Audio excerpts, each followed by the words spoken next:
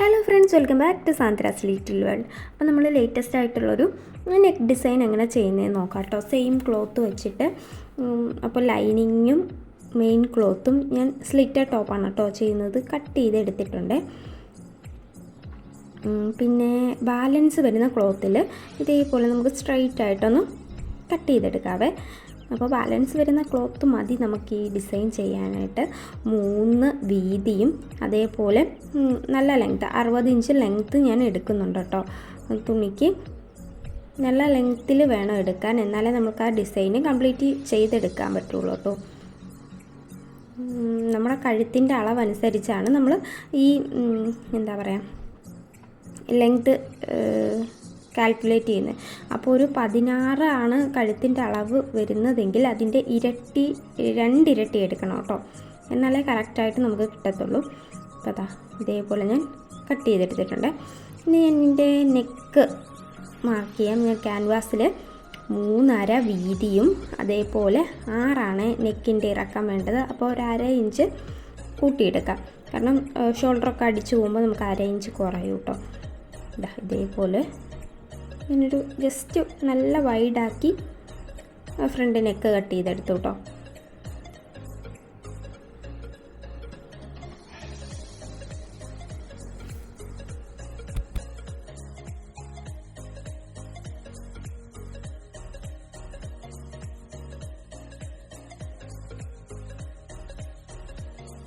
ഇനി ഒരു ക്ലോത്തിൽ നമുക്ക് ഈ ക്യാൻവാസിൻ്റെ 3 സൈഡും കവർ ചെയ്തെടുക്കണേ.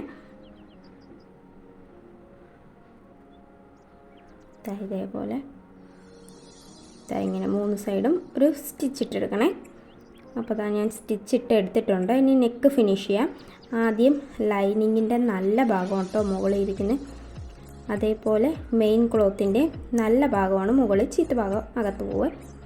പിന്നെ നമ്മുടെ ക്യാൻവാസ് കൂടെ സ്ട്രൈറ്റ് ആയിട്ട് സെൻറ്ററിൽ പ്ലേസ് ചെയ്ത് കൊടുത്തിട്ട് പിന്നൊക്കെ കുത്തി കൊടുക്കുകയാണെങ്കിൽ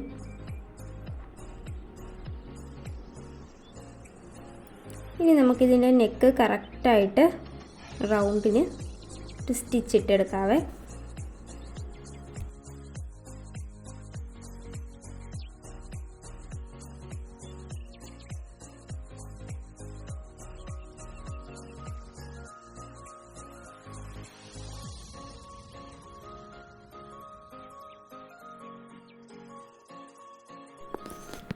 ഇനി ഒരു 1/2 ഇഞ്ച് ഗ്യാപ്പിൽ നമുക്കിത് കട്ട് ചെയ്തെടുക്കാം.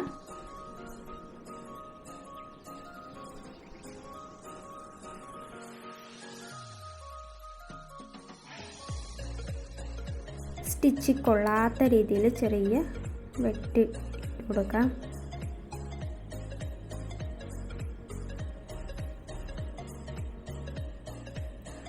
ഇനി ഇതിനെ നീക്കി വെച്ച് പതിച്ചൊരു സ്റ്റിച്ച് കൊടുക്കുവാണ്.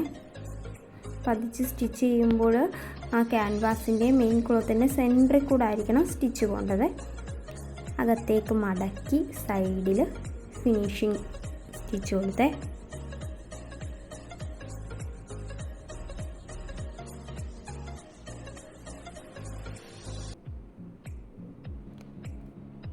ഇനി നമ്മുടെ ക്യാൻവാസിനെയും ലൈനിങ്ങിനെയും കൂടെ ജോയിൻ ചെയ്തെടുക്കുകയാണ്. ഹെമ്മിങ് ചെയ്യുന്നവർക്ക് ചെയ്യാം, പക്ഷേ ഇത് വിചിത്ര സിൽക്കിൻ്റെ മെറ്റീരിയലാണ് കേട്ടോ.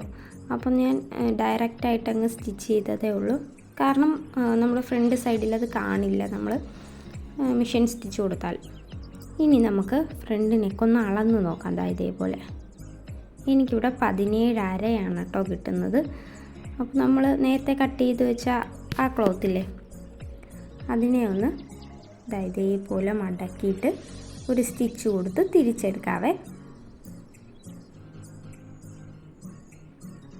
അപ്പോൾ ഇത്രയും വീതി വേണ്ടാത്തവർക്ക് വീതി കുറച്ചും എടുക്കാം കേട്ടോ. ഇനി ഇതിനെ നമുക്ക് തിരിച്ചെടുക്കാം. ഇതിൻ്റെ എവിടെയോ ഒരു സ്റ്റിച്ച് വീണില്ല കേട്ടോ.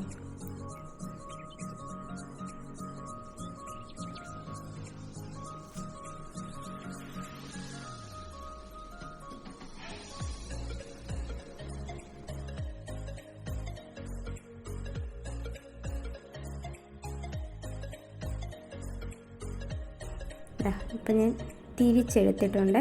ഇനി ഇതിനെ ഒന്ന് അയൺ ചെയ്തെടുത്താൽ അത്രയും നല്ലത്. ഞാൻ അയൺ ചെയ്തിട്ട് വരാം കേട്ടോ. ഞാൻ അയൺ ചെയ്തെടുത്തിട്ടുണ്ട്. ഇനി ഒരു സൈഡിൽ നിന്ന് സെൻറ്ററിൽ നിന്ന് സ്റ്റിച്ചിട്ടു. ഒരു 1/2 ഇഞ്ച് ഗ്യാപ്പിൽ വലത്തോട്ടൊരു സ്റ്റിച്ചിട്ടു. പിന്നെ ഇടത്തോട്ടൊരു മടക്കി കൊടുത്തു കേട്ടോ. നമ്മൾ പ്ലീറ്റ്സ് മടക്കില്ലേ അതേപോലൊക്കെ തന്നെ. അപ്പോൾ അതാ വലത്തോട്ട് മടക്കി ഇതേപോലെ മടക്കി കൊടുത്തു. ഒന്ന് ഫ്രണ്ടിലോട്ടും ഒന്ന് ബാക്കിലോട്ടും. നമ്മൾ ബോക്സ് പ്ലീറ്റൊക്കെ ഇടില്ലേ അതേപോലെ തന്നെ. പക്ഷെ ശ്രദ്ധിക്കേണ്ട കാര്യം, രണ്ടും വലത്തോട്ട് മടക്കുന്നതും തിരിച്ച് മടക്കുന്നതും സെയിം ഒരു ലെങ്ത് ആയിരിക്കണം. ലെങ്ത്ത് കയറിയും കുറഞ്ഞും പോയാൽ അത് ബോറാവും കേട്ടോ. അതേപോലെ ആ ഗ്യാപ്പും ഒരു പ്ലീറ്റ്സ് ഇട്ടിട്ട് അടുത്ത ഗ്യാപ്പ് അതിനോട് ചേർത്തിട്ടാൽ അത്രയും നല്ലതാണ് കേട്ടോ. ചേർത്തിട്ടില്ലെങ്കിൽ കുഴപ്പമില്ല, ചേർത്തിടുന്നതായിരിക്കും ഭംഗി കൂടാറ്. അപ്പോൾ ഇതേപോലെ സെയിമായിട്ട് ഗ്യാപ്പിൽ മടക്കി കൊടുക്കുവാണേ. ഈസിയാണ് കേട്ടോ ഇത് ചെയ്യാനായിട്ട്. അപ്പോൾ ഹാൻഡ് വർക്കൊക്കെ ചെയ്യാൻ ടൈം ഇല്ലാത്തവർക്ക് ഈ ഒരു നെക്ക് ചെയ്യുന്നത് നല്ല ഭംഗിയാണ് കേട്ടോ. നല്ല വൈഡ് നെക്കിൽ ഇത് കൊടുത്താൽ അതിനേക്കാളും ഭംഗിയായിരിക്കും. അപ്പോൾ ഞാൻ 17 ലെങ്ത്തിൽ ഇത് ചെയ്തെടുക്കണം കേട്ടോ. എൻ്റെ 17 ഇല്ല, അപ്പോൾ ലെങ്ത്ത് കുറവാണേ. അപ്പോൾ ഞാൻ വേറൊരു ക്ലോത്ത് വെച്ചിട്ട് ജോയിൻ ചെയ്തെടുക്കുവാണേ.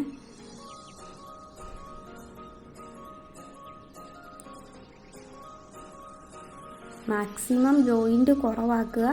ജോയിൻറ്റ് വന്നാൽ പോലും അത് പ്ലീറ്റ്സിന് ഉള്ളിൽ നിൽക്കുന്ന രീതിയിൽ നമ്മൾ ചെയ്തെടുക്കണം കേട്ടോ. അതാ കറക്റ്റ് എനിക്ക് 17 വന്നിട്ടുണ്ട്. ഇനി നമ്മൾ ഫിനിഷ് ചെയ്ത് വെച്ചേക്കുന്ന നെക്കിൽ ഇത് വെച്ച് കൊടുക്കുവാണേ. അതാ കയറിയും പോകാൻ പാടില്ല, ഇറങ്ങിയും പോകാൻ പാടില്ല. അതേപോലെ നമ്മുടെ സൈഡിൽ വരുന്ന രീതിയിൽ ഇതേപോലെ ചെയ്തെടുക്കണം. മുകളിൽ ഞാൻ 1/2 ഇഞ്ച് ഗ്യാപ്പ് വിട്ടിട്ടുണ്ട് കേട്ടോ, ഷോൾഡർ ജോയിൻ ചെയ്യാനായിട്ട്. ആ 2 സൈഡിലും നെക്കിനോട് ചേർന്ന് നിൽക്കണം കേട്ടോ.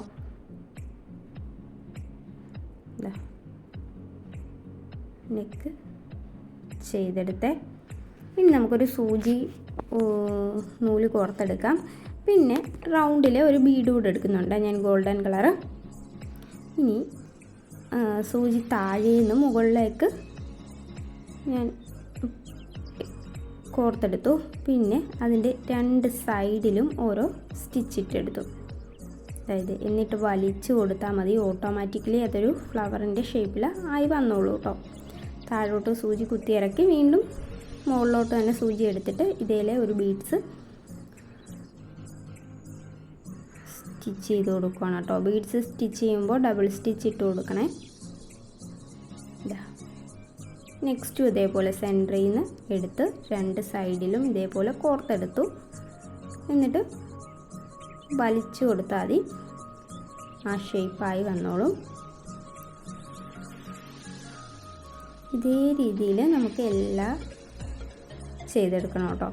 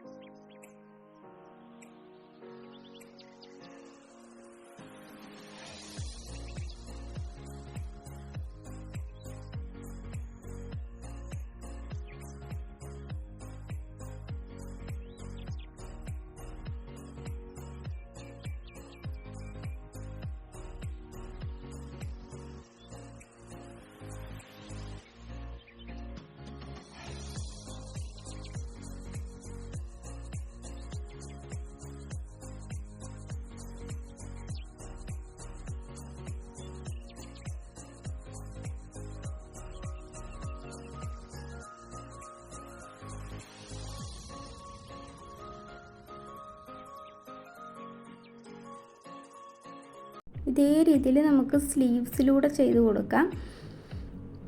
അതേപോലെ സ്ലിറ്റിൻ്റെ താഴ്ഭാഗത്ത് ചെയ്ത് കൊടുക്കാം. നല്ല ഭംഗിയായിരിക്കും കേട്ടോ. പക്ഷെ എനിക്ക് പേഴ്സണലി നെക്കിൽ ചെയ്യുന്നത് ആണ് ഇഷ്ടം.